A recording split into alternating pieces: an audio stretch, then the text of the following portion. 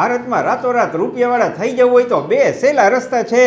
કાં તો રાજકારણી બની જાઓ અથવા સાધુ મોલવી પાદરી કે સ્વામી બની જાઓ. ગુજરાતમાં 2014થી 2024 દરમિયાન લોકસભાની ચૂંટણી જીત્યા હોય તેવા રિપીટ સાંસદોની કુલ સંપત્તિ બમણી થઈ ગઈ છે. તો બીજી બાજુ નિર્મલ બાબા, રામ રહીમ, આસારામ, સ્વામી નિત્યાનંદ, સૈયદ અહેમદ બુખારી, ફાધર કેમ જોર્જ જેવા સાધુ મૌલવી પાદરીનો રાફડો ફાટ્યો છે. છેલ્લા દાયકામાં ગુજરાતના રિપીટ સાંસદોની સંપત્તિમાં 115%નો અકલ્પનીય ઉછાળો આવ્યો છે. જ્યારે ગુજરાત રાજ્યના 1.5 કરોડ નાગરિકો સરેરાશ 7 લાખ રૂપિયાના દેવાના બોજ હેઠળ જીવી રહ્યા છે. છેલ્લા 10 વર્ષમાં સાંસદોની મિલકત કેટલી હતી અને કેટલી થઈ એના ઓફિશિયલ આંકડા દર્શાવતો એક વિડીયો અમે બનાવ્યો છે.